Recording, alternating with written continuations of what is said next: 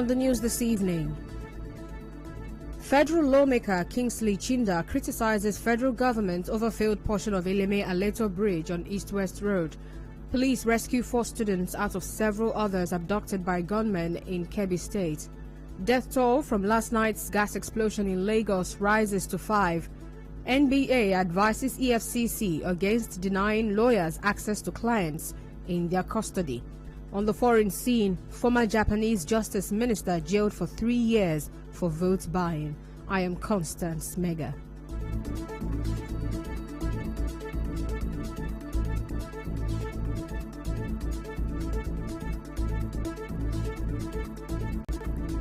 Lawmaker representing Obiakpo Federal Constituency, Kingsley Chinda, has criticized the federal government after a section of the Eleme-Aleto Bridge on the East-West Road collapsed for the 3rd time on Wednesday.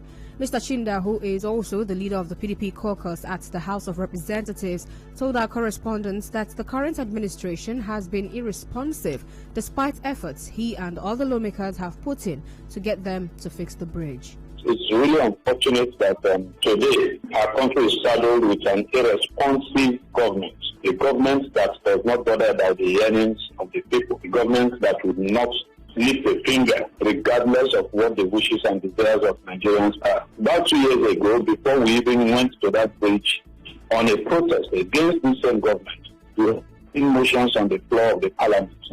And parliament resolved, urging the government to quickly look into that bridge. Well, he also spoke on reports that youths drove away the construction company that had come to fix the failed portion of the bridge, demanding full repair work. And of course, if that is their request, I agree with them. We cannot continue to manage that spot. Besides the fact that it's an access way, it also poses danger to the lives and properties of those around there. People fly that route every day and night. And so if we continue this way, what if an accident had occurred there the day it collapsed, that you had passengers on that spot? What would have happened? I will reach out to my colleague and perhaps we will hear from the youth their grievances. But if that is their position, like I said, I agree with them that the holistic work should be done on that bridge. We'll recall that 2 years ago, Mr. Chinda joined other federal lawmakers in Rivers State to the Eleme-Aleto Bridge with banners and placards protesting for its speedy rehabilitation. The bridge leads to the Port Harcourt refinery, Onne Port, the fertilizer company, and also links several south-south states. Meanwhile, some residents have accused the NDDC and the federal government of playing politics with it. Well, some of them told correspondent Martha Okere that the road has been flagged off for construction several times, but nothing has been done.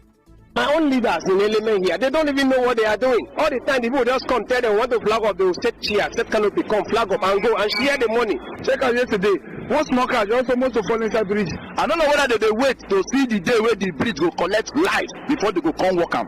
One tip I know if you come up for road there, saying they carry stand go for beggar, all this lady they do work. Rather, I go they hold up here. Before the tip I tell you, no, they go again. So how we wait there, want to chop? They chop up, and then I want to tell them, if people do something, I will call the bridge, all of us suffer. They walk the road from East-West Road down to Eleme Junction, stop. They walk it from Calabar through Bori, stop at Chela Park. What happened to this one? Which medicine they do here that the road cannot be walked? NDDC can't help us now, I beg. Federal government, they can't help us now, I beg.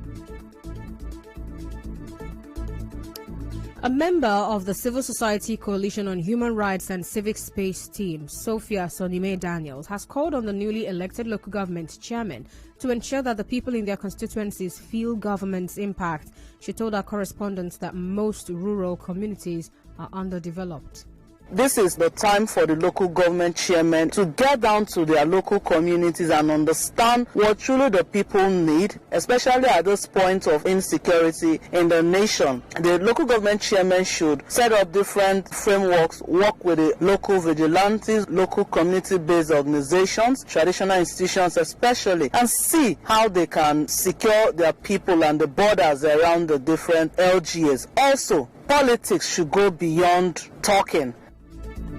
Well, she also said that development is not for politicking. if you look at their predecessors, people only felt their impact towards the end of their tenure, and it shouldn't be like that. Everything should not be focused on the state government intervention. The local government in its stead is supposed to address the needs of the community and understand their position, their fears, their interests, and their civic rights. I understand that it is a difficult thing trying to lead people, but if you are not ready for leadership, then you do not have any business being there. Well, as you may know, Governor Nyesom Wike yesterday swore in the 23 newly elected local government council chairmen. Moving on, one of the abducted students of the Federal Government College, Benin Yori, in Kebbi State, has died. The Deputy Force Commander of the Joint Task Force in the Northwest Zone, Abubakar Abdulkadir, confirmed this today. He, however, said 5 others, comprising 4 students and a teacher, have been rescued. He said troops engaged the bandits in a gun battle early this morning, forcing them to abandon the 4 students and the teacher. Meanwhile, the police spokesperson in Kebbi State, Nafiu Abubakar, has given details on the abduction of the students from the Federal Government College yesterday. Speaking in the television program, he said a police officer was killed and the number of students abducted is still not clear. The bandits in their large number invaded Federal Government College, Birnin Yawuri, in Gaski local government area of Kebbi State. Already deployed a counter-terrorism unit to guard the school, and they had engaged them, which are going to it. As a result, one of our policemen was shot dead, and one student sustained gun wounds. Well, actually, we are yet to get the actual number of the students names, but we have about 5 teachers, that is 4 male and 1 female, who were among the student names. Already, we have the unit of counter-terrorism policemen in the school. Well, Mr. Abubakar said a rescue team has been sent after the abductors. The CP has swiftly mobilized additional police mobile men and kidnapping section of the State Criminal Investigation Department, counter-terrorism units, and vigilante. Right now, they are combing the forest in order to rescue the victims on foot and arrest the perpetrators of such disturbing act. Now, on his part, lawmaker representing Ngaski Federal Constituency, Yusuf Sununu, said the bandits had earlier attacked and made a promise to return. We had an episode when bandits came up to one of the villages in my constituency. They killed a policeman and then find their way and then killed some security men and kidnapped some of the foreign workers in the quarry, and they left. 10 days after, they came back to the same area, and they have almost more than 7 hours full day operation, following house to house, room to room, collecting money, handsets, and cows with any machine that they find that it can be used for their operations. And they left behind a message that they will soon be coming back. To fulfill their promise, yesterday we had intelligence that they are on their way coming. They headed directly around 10:30 a.m. in the morning. They reached their final destination at Federal Government College, Birnin Yawuri. Away from that, the death toll from last night's gas explosion in Lagos has risen to 5.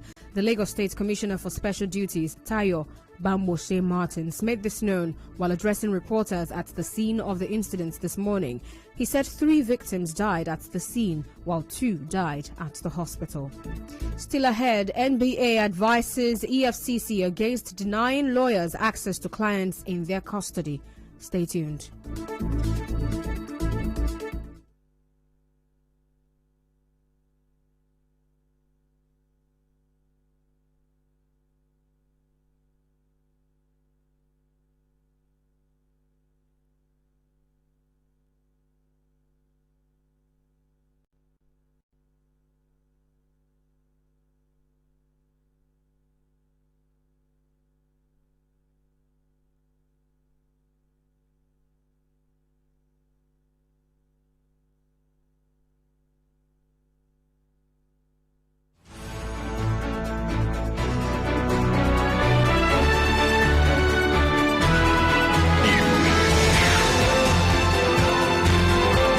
This is the news on 92.3 Nigeria Info.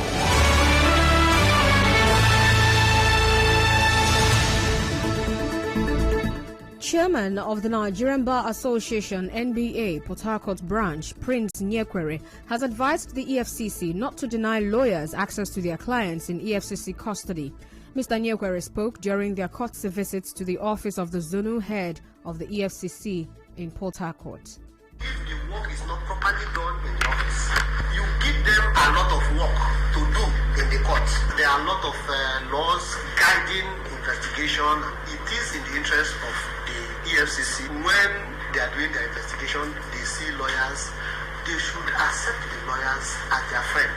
When you do that, you make it impossible for the person to retract and they begin to do trial within trial. There is no how a lawyer who is what he sought, his client makes a statement to go to court and say it was obtained by press. While responding, the EFCC Assistant Commander of Port Harcourt Zone, Aliyu Nabi, explained measures put in place to protect the human rights of detainees. Thank God you have just mentioned that our investigation EFCC is very qualitative investigation. And at each stage of the investigation, you are being reviewed. Team leader is reviewing his IO. Sectional is reviewing the work of the team leader. Zonal is reviewing the work of the sectional head. After we finish, the legal department will now review all before they decide that yes, we can go to court or we cannot go to court. Or they will say you have to go and do 1 or 2 things for us to succeed. All these are measures put in place to make sure that we prosecute the right cases. In business, Minister of Labour and Employment Chris Ngige has again promised that the federal government will fulfill its part of all agreements reached with labour unions. Well, Dr. Ngige voiced the commitment in Abuja today after a private audience with President Muhammadu Buhari at the presidential villa. Well, he said he was at the villa to present copies of the agreements reached with striking parliamentary and judiciary workers. We are going to look at the agreement. He is very interested in it. And if you remember, he had to do an executive order 10 consonants the Constitution so that we have financial autonomy for the judiciary and the legislature and the states.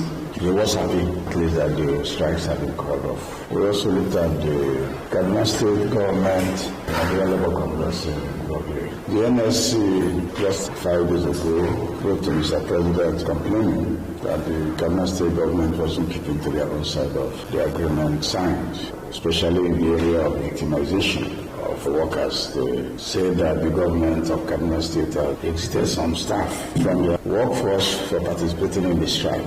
And Mr. President suffered us on it, and I and the Chief of Staff transmitted that. Well, the Minister of Labour said the present crisis in the southeast was also discussed and further interventions will be made tomorrow to help ensure stability and regain the confidence of the zone. Part of the discussion starts also tomorrow. The Minister of Defense and Minister of Interior and the service chiefs were in Enugu last Saturday, and we are going to do follow-up meetings on that. We briefed him and we accepted the dialogue is way to go. And like I keep on saying, there's a very thin line between perception and reality. So certain things should be done, at least to assuage the feelings of the people in the area and make them not feel unwanted.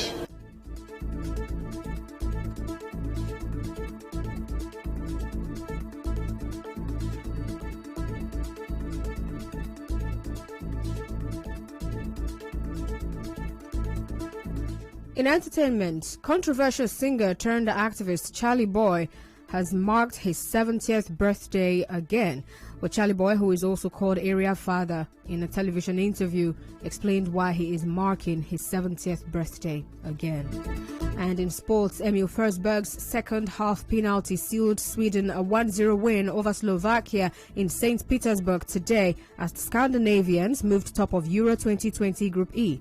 But John Anderson's men, who played out a goalless draw with Spain in their opener, now look set to reach the knockout stage for the first time since 2004.